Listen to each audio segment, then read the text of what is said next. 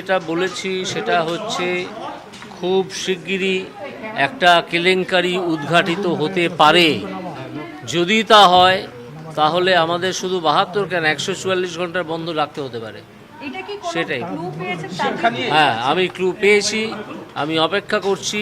এটা কিভাবে ডিসক্লোজ করা যায় আমার হাতে সেটা নেই এখনও, একটু সময় লাগবে। আর যদি ডিসক্লোজ না হয় তাহলে আদালতেই দেখা হবে। স্যার, সেটা কি শিক্ষা সংক্রান্ত?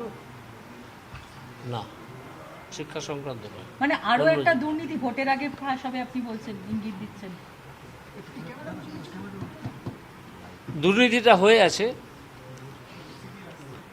তার খবর ফাঁস হবে, আপনি সামনে হতে পারে। সেটা আমি এখনই বলতে পারছি না কে সামনে আনবে, সামনে নাও আসতে পারে আদালতের কারণে। তবে সেই দুর্নীতি যদি আদালতের বাইরে সামনে আসে তাহলে ক্রমাগত বন্ধ রেখে এই সরকারকে উৎখাত করা ছাড়া আর কোনো উপায় থাকবে না। সেটার মধ্যে কি সরকার একেবারে টপ লেভেল পর্যন্ত? অতীতে আমরা যেরকম সরকারের টপ লেভেল পর্যন্ত আমি জানি না, এখন আমি জানি না। মানে অতীতে যেরকম আমরা দেখেছি সেরকমই কি? অতীতে কি দেখেছে?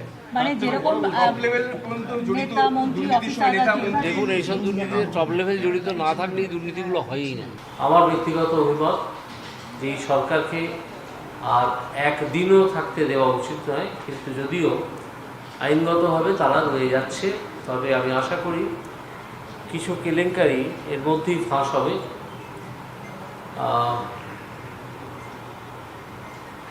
এবং তখন আবার একটা জোরদার আওয়াজ উঠবে এই সরকারের চলে যাওয়ার বিষয়। এবং সেখানে আমার ব্যক্তিগতভাবে মনে হচ্ছে এই কেলেঙ্কারি যদি ফাঁস হয় কয়েকদিনের মধ্যে, তাহলে